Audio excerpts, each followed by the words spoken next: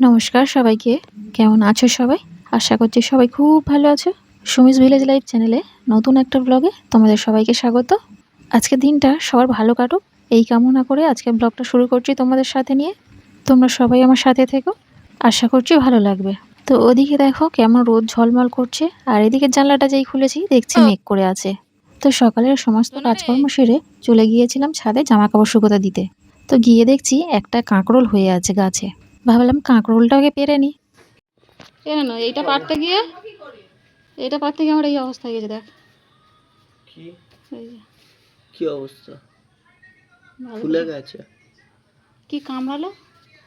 তো কাঁকরোলটাকে পাড়তে গিয়ে যেই না গাছে হাত দিয়েছি অমনি কি একটা কামড়ে নিল, আর কামড়াতেই সাথে সাথে জ্বালা করছিল যা, আর আঙুলটা দেখো কেমন ফুলে গিয়েছে। তো সবাই বললো হাতে একটু কেরোসিন দিতে, তো কেরোসিন দিয়ে এই যে রান্না বসিয়ে দিয়েছি। আর যেহেতু একটাই কাঁকরোল তাই ভাবলাম কাঁকরোলটাকে ভাতে দিয়ে দিই। একটা আলুও ভাতে দিয়েছি, কাঁকরোল আর আলু ভাতেটা একসাথে মাখিয়ে খাবো। কাঁকরোল যে ভাতে খাওয়া যায় এটা আমি জানতাম না, একটা ভিডিওতে দেখে তারপরে ভাতে খেলাম। তো যাই হোক আমি রান্না করছি, আর এই দেখো কি একটা নিয়ে এসেছে, আমাদের বাগানে হয়েছিল। আচ্ছা বলো তো এটা কি? শিকড় বাকড় ভর্তি, সবে তুলে নিয়ে এলো। দাঁড়া উল্টে তোমাদের দেখায়, এই দেখো। এবার নিশ্চয়ই বুঝতে পেরেছো এটা কি। এটা হলো ওল। একটা গাছ মরে গিয়েছে তো সেটা তুলতে দেখা গেল এই যে এই ওলটা হয়েছে। আগের বছর ওল গাছ লাগানো হয়েছিল, তো ওল গাছটা মরে যেতে রোহিত আর আমি একদিন গিয়েছিলাম ওল তুলতে। ও মা, মাটি খুঁড়ে দেখি কোনো ওলই নেই। তো যাই হোক এই বছর এটা পাওয়া গিয়েছে, এখনো আছে, পরে তোলা যাবে। সেই গাছগুলো এখনো বেঁচে আছে। আর এদিকে দেখো কিছুটা আমি উচ্ছে কেটে নিয়েছি, আর খেসারির ডাল ভিজিয়ে দিয়েছি বড়া করব বলে। ডাল বেটে বড়া বানিয়ে আলু দিয়ে ঝিঙে দিয়ে ঝোল, আর উচ্ছে চচ্চড়ি করেছি, আর আমড়ার চাটনি। মোটামুটি আমার রান্না হয়ে গিয়েছে। আর এদিকে দেখো এখনো বৃষ্টি পড়ছে। তো বৃষ্টি পড়লে তো আমি থালা বাসন মাজতে পারি না, কারণ ঘাটে গেলে একদম ভিজেই যাব। তা যাই হোক চান ফান করে আমি জামা কাপড়গুলো দিয়েছিলাম ছাদে। যখন দিয়েছি তখন একটু রোদ ছিল, তারপর বাড়িতে এসে ভাত খেতে বসে গেছি, এসে গেল বৃষ্টি। আর আমাদের বাড়ি থেকে ছাদটা বেশ খানিকটা দূরে, আসতে গেলেই ভিজে যাব। আর তাই জামা কাপড়গুলো তোলা হয়নি। সেই থেকে এত বৃষ্টি হচ্ছিল যে আসতেই পারিনি। বিকেলবেলা ছাদে এলাম, এসে দেখি জামাগুলো ভিজে ডপডপ করছে, তাই জামা কাপড়গুলো তুলে নিলাম। তবে এখনও বৃষ্টি পড়ছে অল্প অল্প। আর সত্যি বলতে এই বর্ষাকালে রোদ দেখে যেন লোভ সামলানো যায় না, একটুখানি রোদ দেখলেই জামা কাপড়গুলোকে বাইরে বার করে দিই। আবার কিছুক্ষণ পরে এসে যায় বৃষ্টি। দাঁড়াও, ছাদে এসেছি যখন মুরগিটাকেও তুলে দিয়ে যাই, আগে ওকে ছেড়ে দিয়ে যাওয়ার সময় তুলে দিয়ে যাব।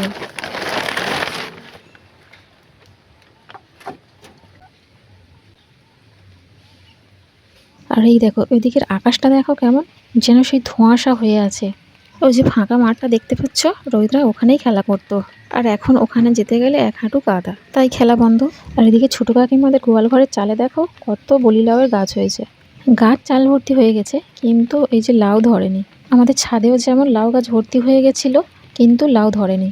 ওই 2টো না 3টে লাউ হয়েছিল মোটে। আর এই বর্ষাকালে ছাদ রসবে বলে গাছগুলোকে কেটে দিয়েছে।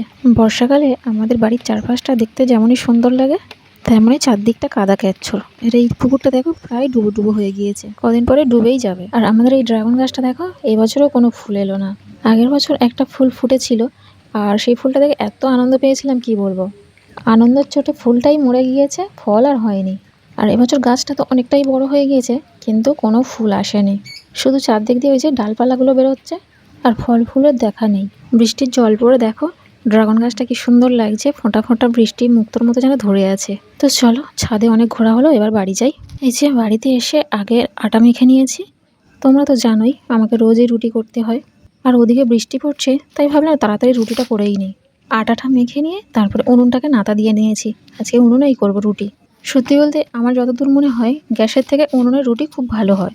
বর্ষাকালে উনুন ধরানোটা হয়তো একটু সমস্যা, কিন্তু গ্যাসের থেকে উনুনের রুটি খুব ভালো হয়। অনেকে দেখেছি একটা একটা করে রুটি সেঁকে, কিন্তু আমি তো বেরিতে করি, তাই একসাথে কড়াতে আগে 5-7টা দিয়ে দিই, তারপর একটা একটা করে বেরি দিয়ে সেঁকে নিই। আর এই যে দেখো উনুনটা জ্বলতে জ্বলতে কি সুন্দর জ্বলছিল, আবার ধোঁয়া শুরু হয়ে গিয়েছে। এই জিনিসটাই বিরক্ত লাগে, এই যে জ্বলতে জ্বলতে আবার লিভে যায়। ওই যে সব জিনিসের ভালো মন্দ দুটো দিকই আছে, যখন জ্বলবে এত জ্বলবে যে কি বলবো। আর একবার লিভে গেলে ধোঁয়া খেয়ে খেয়ে চোখ পচে যাবে। আজ অবধি আমি কোনোদিন দুপুরবেলা গ্যাসে রান্না করিনি, সন্ধ্যাবেলা করে মাঝে মাঝে করি। আর ওই সন্ধ্যাবেলা করে গ্যাসে রান্না করার জন্য অনেক কথা শুনতে হয়েছে আমাকে। কথা শোনার পর বেশ অনেক দিন আমি গ্যাসের ধারে পারে যাইনি, দুবেলাই উনুনে রান্না করেছি।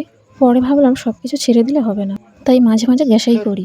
কথা তো সব সময় সব কিছু নিয়েই শুনতে হয়। তো যাই হোক, ওসব ভেবে অত কিছু লাভ নেই। রুটি তরকারি করে শ্বশুর শাশুড়িকে ধরে দিয়ে চলে এসেছি আর আমাদের ঘরে নিয়ে চলে এসেছি। আর রাতের বেলা খাবার দাবার শ্বশুর শাশুড়িকে ধরে দিয়ে আসে ঘরের মধ্যে। ওনাদের যখন খুশি হয় তখন নিয়ে খেয়ে নেয়। আর অন্য কিছু তো নয়, রুটি নিয়ে খেয়ে নেয়। জল থেকে রুটি তরকারি থালা বাসন সব কিছুই দিয়ে আসি, শুধু তুলে খেয়ে নেয়। আর আমাদেরও ঘরে নিয়ে চলে আসি, আমাদের যখন খুশি হয় তখন খেয়ে নিই। খাবার দাবার নিয়ে তো চলে এসেছি, তারপর বসে পড়েছি সেই কাটা কাপড়গুলোকে নিয়ে। আগের ব্লগে তো তোমরা দেখেছিলে যে আমি কিছু ব্লাউজ পিস ছিল সেইগুলোকে কেটে নিয়েছি। ওই ব্লাউজ পিসগুলো অনেকদিন থেকে পড়েছিল, ভাবলাম কাজে লাগিয়ে দিই। তো সেগুলো দেখো আমি কি করি। এই বর্ষাকালে না, সত্যি বলতে আমি কত কিছু তৈরি করি। বৃষ্টি হয়, বাইরে কোথাও যেতে পারি না। আর বাইরে যাওয়া বলতে বিকালে করে মাঝে মাঝে একটু ছাদে যাই। আর কাজ না থাকলে রোহিতরা ওই যে খেলে, ওদের খেলা দেখতে যেতাম মাঝে মাঝে। আমার বাইরে বলতে ওইটুকুই। আর এখন তো বর্ষাকাল, কোথাও যেতে পারি না, তাই ঘরে বসেই কত রকমের কাজ করি। আর বৃষ্টি হলে এইসব সেলাই ফেলাইয়ের কাজ করতে আমার খুব ভালো লাগে। বাইরে বৃষ্টি পড়ে আর আমি করি সেলাইয়ের কাজ। তবে আজকে সেলাই করিনি, একটা বড় শেপ টিফিন আর সুতো নিয়ে বসে গেছি। ব্লাউজ পিসগুলো তো খুব বড় নয়, তাই যখনই শেষ হয়ে যাচ্ছে তখনই সুতো দিয়ে জুড়ে দিচ্ছে। আচ্ছা তোমরা বলো তো, এটা আমি কি তৈরি করছি? আমি তো বলবো না, তোমরা জানতে হলে শেষ অবধি দেখো ভিডিওটা। তবে ব্লাউজ পিসের কাপড়গুলো না নরম নয়, এই যে কড়কড়ে মতো, তাই জন্য টানতে এত সমস্যা হচ্ছিল। আমি না কোনো কাপড় ফেলে দিই না, কোনো কিছু তৈরি করে যেইটুকুই কাপড় বেশি হয় আমি সবটুকুই রেখে দিই। কারণ ওই টুকরো টুকরো কাপড়গুলো দিয়ে অনেক কিছুই বানাই। আর কী সব বানাই সেগুলো না হয় পরে দেখাবো। এই যে তোমাদের সঙ্গে কথা বলতে বলতে দেখো প্রায় হয়েই এসেছে আমার। আর ওই লালের উপরে দেখো সবুজ কাপড়টা দিতে কি সুন্দর লাগছে দেখতে।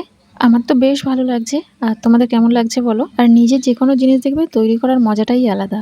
আমি যখন চুড়িদার বা ব্লাউজ তৈরি করি তারপরে না এত ভালো লাগে কি বলবো। নিজের হাতে তৈরি করে ব্যবহার করার আনন্দটাই আলাদা।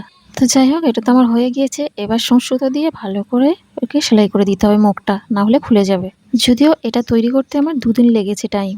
ওই যে খাবার দাবার করে এসে বসেছি, একদিনে তো আর হয় না। আর আগের দিনের যে কাপড়গুলো আমি কেটে রেখেছিলাম সেগুলোতে হয়নি কমপ্লিট, আবার কিছুটা কাপড় কেটে নিতে হয়েছে। টান বলো কেমন হয়েছে আমার পাপোশটা? কমেন্ট করে কিন্তু অবশ্যই জানাবে। আজকে ব্লগটা তোমাদের কেমন লাগলো কমেন্ট করে কিন্তু জানাবে। ভালো লাগলে একটা লাইক করে দেবে, চ্যানেলটাকে সাবস্ক্রাইব করে দেবে।